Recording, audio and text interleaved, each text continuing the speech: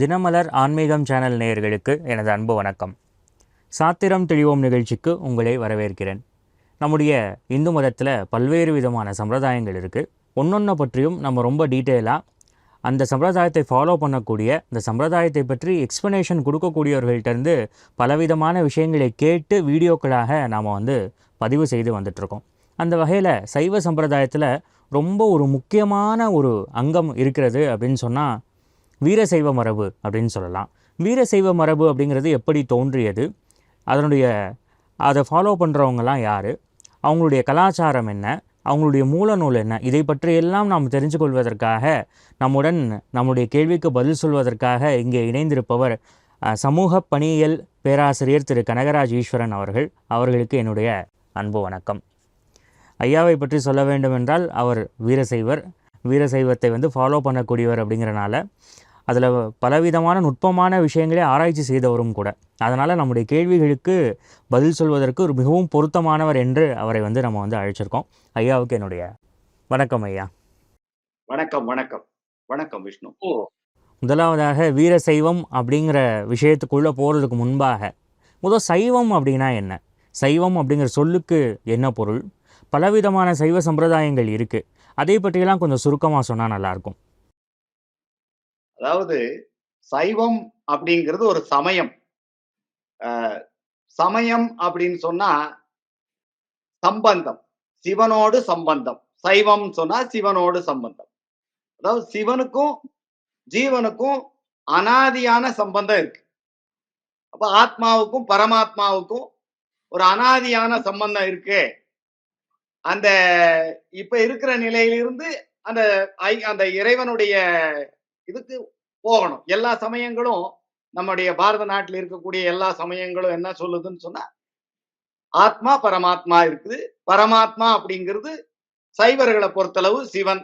சிவன் தான் பரம்பொருள். பரம்பொருள் அப்படிங்கிற வார்த்தையும் சொல்லுவாங்க. அந்த இந்த ஜீவனுக்கும் அந்த சிவனுக்கும் உள்ள சம்பந்தம் எப்பவுமே இருக்கு. அப்ப இந்த நிலையை நம்ம உணரல. அதை உணர்ந்து அதை நம்ம ஒரு பந்தத்துல இருக்கிறோம். நம்ம அந்த விடுதலை அடையணும். விடுதலை அடைந்து சிவனோடு ஐக்கியமாகணும், சேரணும், அந்த இதுல இருக்கணும். அந்த மோட்ச நிலை, முக்தி நிலைன்னு சொல்றாங்க. அதை அடைவதற்கான மார்க்கங்கள் ஒவ்வொரு இதுல பதி, பசு, பாசம், இந்த மூணுமே எல்லா சைவ மரபுகளும் சொல்லக்கூடிய ஒரு கருத்துக்கள். இந்த மூணுமே எப்பவுமே உள்ளன அப்படின்னு சொல்லுவாங்க. அதுல சைவத்தை பொறுத்த வரைக்கும் அந்த பரத்துவம், சிவபெருமான் பரம்பொருள், பரம்பொருள் இருக்கு, நம்ம ஆத்மா இருக்கிறோம். இப்ப ஆத்மா அப்படிங்கிற நிலையிலிருந்து இறைவ நிலைக்கு போகணும். இப்ப இருக்கக்கூடிய நிலையிலிருந்து உயர்ந்த நிலைக்கு போகணும் அப்படிங்கிறதுக்கான வழி ஒவ்வொரு மரபும் வழிகாட்டுது. அப்ப சம்பந்தம் அப்படிங்கிறது உறவு, எப்பவுமே அந்த உறவு, சிவனோடு உறவு அப்படிங்கிறது. இப்ப எல்லா சைவ மரபும் சிவ பரம்பொருளை சொல்லுது, ஆத்மாவை சொல்லுது. அதுக்கு ஆத்மாவையும் சிவத்தையும் வேறுபடுத்தக்கூடிய, பந்தப்படுத்தக்கூடிய இந்த ஆணவம், கண்வம், மாயை, இந்த மூணையும் சொல்லுது. அந்த மூணுல இருந்து எப்படி விடுபட்டு சிவனுடைய அருளை பெற்று ஞானத்தையும் மோட்சத்தையும் அடைவது எப்படி அப்படின்னு ஒவ்வொரு சமயமும் சொல்லுது. சமயம் அப்படிங்கிறது அந்த சமயம்னு சொல்லும் பொழுது அதுக்கு ஒரு குரு மரபு இருக்கும். அந்த குரு மரபினுடைய அடிப்படையில அந்த வழிமுறைகளை சொல்லும். இந்த வழிமுறை இதெல்லாம் பின்பற்றணும், இந்த நியமம் நியமம்னு சொல்லுவாங்க யோகத்துல. இந்த மாதிரி ஆச்சாரம் அனுஷ்டானம்னு சொல்றது, இதையெல்லாம் பின்பற்றி வாழ்ந்து இறைவனுடைய அருளை பெறணும் அப்படிங்கிறது எல்லா சைவ மரபுக்கும் பொதுவானது.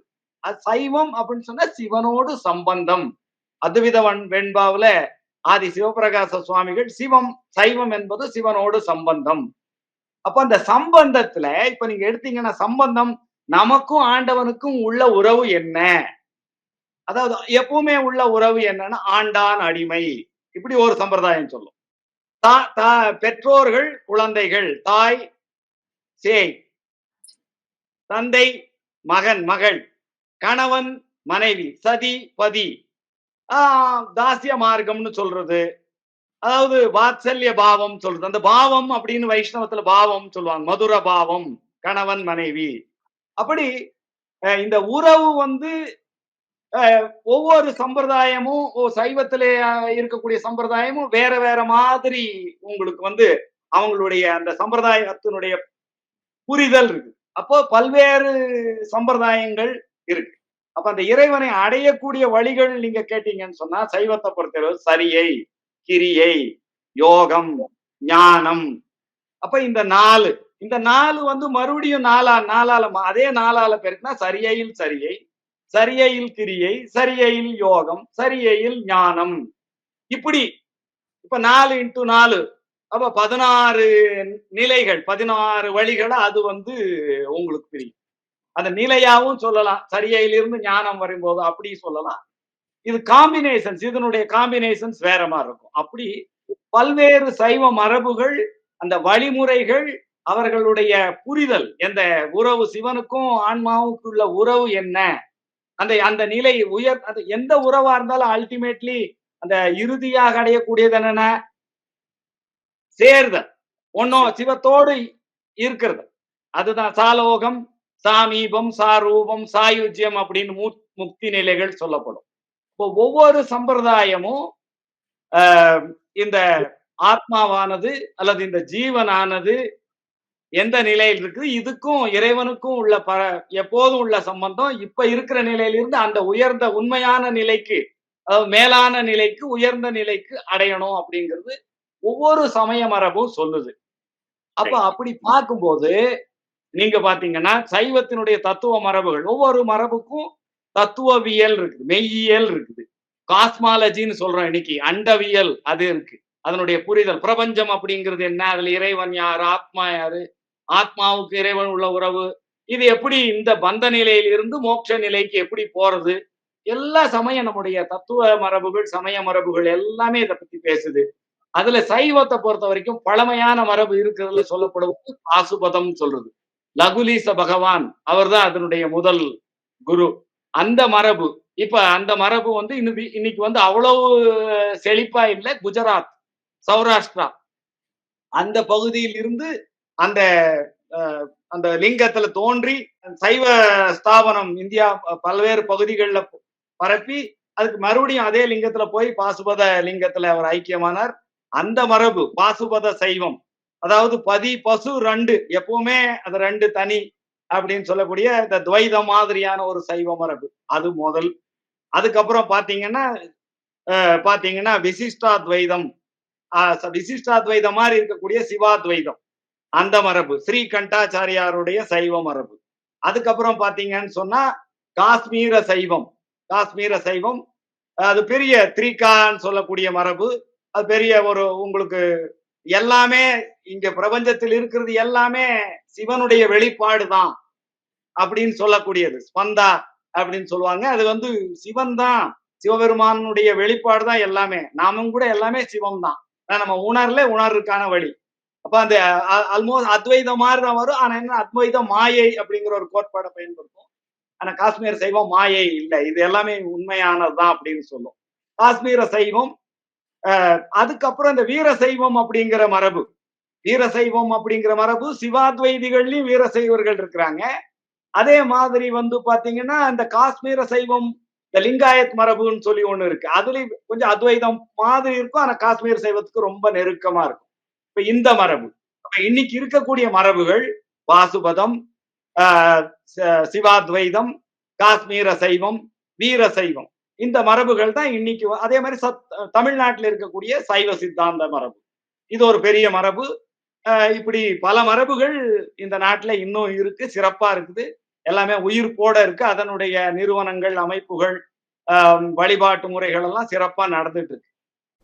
ரொம்ப ரொம்ப விளக்கமா சொன்னீங்க. சைவம் அப்படின்னா என்ன, பாரதிய சமயங்களுக்கு இருக்கிற பொது ஒற்றுமை பற்றியும் கூட ரொம்ப அழகாக சொன்னீங்க. அது போக இன்றைக்கி என்னென்ன சைவ சம்பிரதாயங்கள் இருக்குது அப்படிங்கிறதையும் சொன்னீங்க. இப்போ அப்படி வரும்போது வீர சைவம் அப்படின்னு சொல்லும்போது, இப்போ பாசுபத சைவம் இருக்குது, காலாமுகம், காபாலிகம், இப்படி பல சைவ சம்பிரதாயங்கள் இருக்கும்போது இந்த சைவ மரபுக்கு மட்டும் வீர அப்படிங்கிற அடைமொழி ஏன் கொடுக்கப்பட்டது? அதுக்கான காரணம் என்ன? வீர அப்படின்னு சொன்னா விரகம், அதாவது வைராக்கியம்.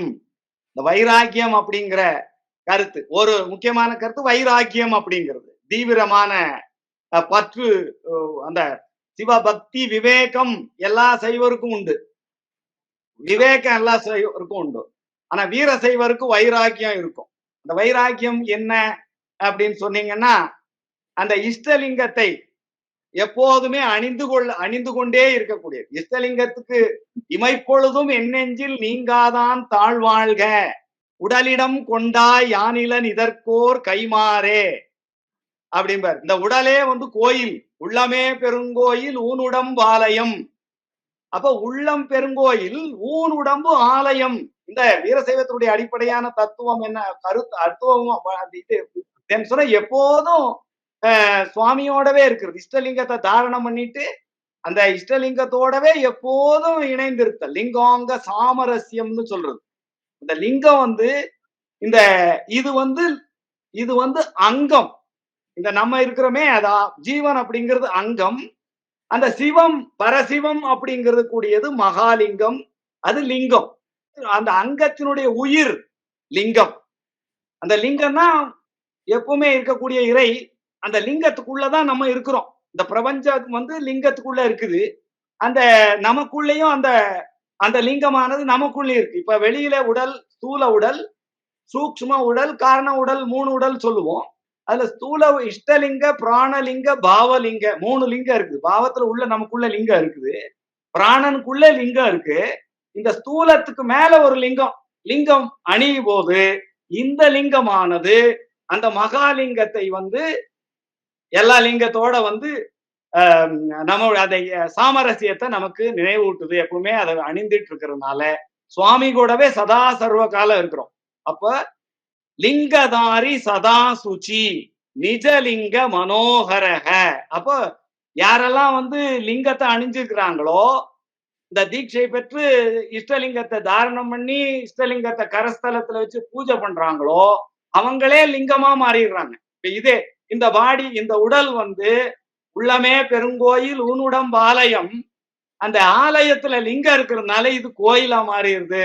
இது வந்து அதுதான் வீரசைவத்தினுடைய அது எப்பவுமே. அப்ப அது மட்டும் இல்லாம அந்த லிங்கத்தை மட்டும்தான் வழிபடணும்.